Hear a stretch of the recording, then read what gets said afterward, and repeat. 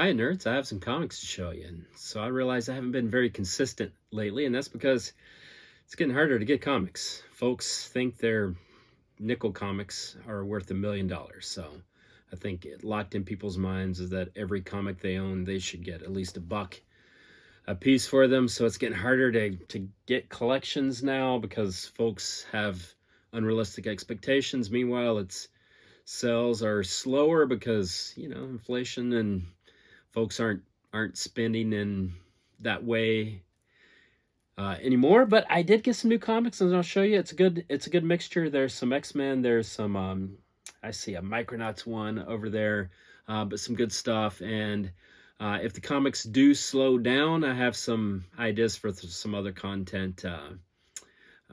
For example, I had an idea for a short that I thought would be good, and then of course, as is typical with me, I went and ate first and completely forgot my idea. But I'll remember and I'll do some stuff. So if you want to subscribe and follow along, that's what you have to look forward to for now. Let's look at these comics.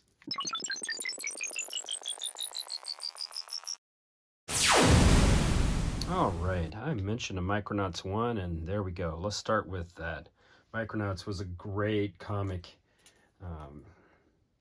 It was really underrated, quite frankly. It had some great characters, including Bug here, who appeared later on in the 2000s in the Guardians of the Galaxy reboot. And he, frankly, is the only character that Marvel still owns from the Micronauts because it was a toy line. And the toy line, the toy for Bug and the character were quite different from one another. And so different enough that Marvel retained the rights. Hasbro owns the rights to Micronauts because of the toys, but it has gone through several owners. It's quite confusing. It's really hard to read these comics digitally. They're not in Marvel Unlimited, for example.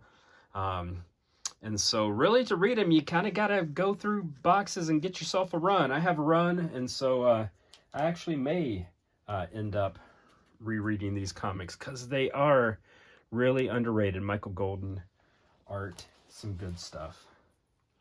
All right, that was number 4, number 5, number 6, and because I like to end on Man-Thing, there is number 7 with that, and we're going to transition to the Human Rocket, Mr. Nova here. That's number 22. And number 4, and those are only included because they represent my second full run of Nova. Why do I need 2 full runs? No idea, but there it is. Now here is Captain Marvel, number 34. This is the first appearance of Nitro. Nitro is the exploding man. In modern comics, his appearance was kicked off the Civil War event back in, 2008, I guess? Or somewhere thereabouts. And the New Warriors were wanted to fight bad guys, fight Nitro, and get it, recorded so that they could stream it for the web because of, our modern day age. And then it ended in a disaster. Children were killed at a school, and that kicked off the Civil War events. All right, we're going to talk about something a little more uplifting here, and I want to have you look at that. That obviously is not the English language that you are accustomed to seeing. That is this is a comic from Italy, and this is Spider-Man number 100, 96 page from Italy. And if you can see here, this is a John Romita cover, and my gosh, it's gorgeous. So just recently they had a cover of a modern Spider-Man comic that was a hidden gem variant, and I thought to myself, gosh, that looks awfully familiar, like I've seen that cover before. Sure enough, I went through my comics and I found that I had this. And so that hidden gem evidently was a Romita cover that they had used years ago on an Italian version of Spider-Man, and then they pulled it out of the archives, tweaked it a bit, and used it for a variant nowadays that they could sell for $100. So that's that story.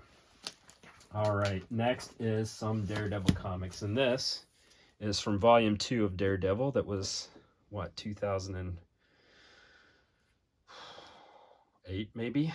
And so this, of course, is the first appearance of Echo. That is in the Disney Plus Hawkeye show. I'm going to get her own show. That's her first appearance.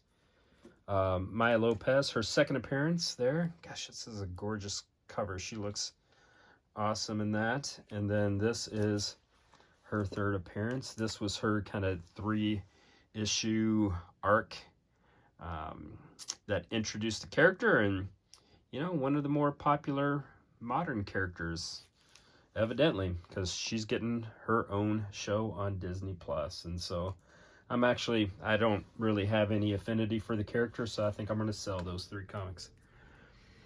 Something entirely different from a modern 2. Here is X-Men number 16. It's beat up, but I still love it because it's X-Men number 16. X-Men number 43. Now that's a fun cover, just because it's ridiculous. Look at the the size and the scope of Magneto versus the OG X-Men.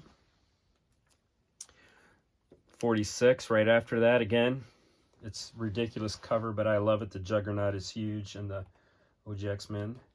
Here is number 49, that, if I am not mistaken, is a Stranko cover.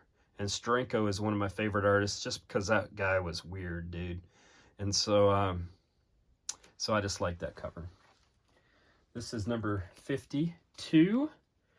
And Stranko was the one that redesigned this logo. This is the logo that obviously we came to love. This is the old logo. This is the new. That was a Stranko work. This is, if I'm not mistaken, the first appearance of Havoc. That comic is all beat up to heck. It's probably a 1.5. But whenever I see it, I'm happy to get it if I can get it. For something reasonable, which is difficult now because that comic in a 1.5, folks are going to claim, like, they just assure me that it's a 9.8 and it's worth $1 million, and I'm like, no, it's worth in that condition about $25. So here's number 59. Here's number 62, Ka-Zar. That is nice. Here's a comic that's worth considerably more than $25. This is X-Men number 94. Fantastic comic book.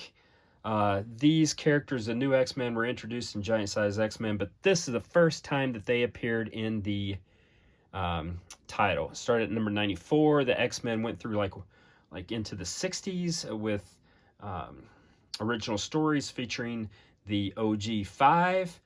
They went into reprints then, so like the 70s and 80s, those were, you know, in the numbers in the 70s and 80s. There's a reprints up to 93, and this started brand new stories at 94, and it brought in these characters: Nightcrawler, Colossus, Storm.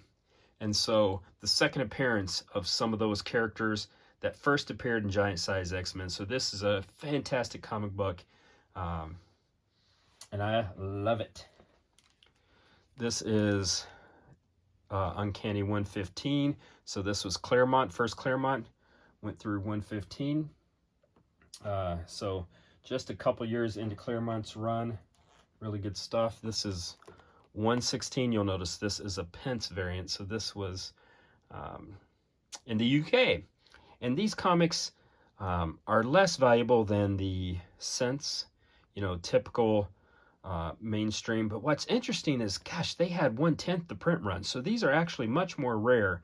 And so I'm very curious on if the comic market will ever wise up and realize that there's less supply of these pence variants, and their value go up. So I'm if I can get the pence variants for, gosh, you can often get them for a quarter of the price of the regular comic, and if I can get them for 25% the price of the regular, I pick them up, just because I think at some point they're going to correct.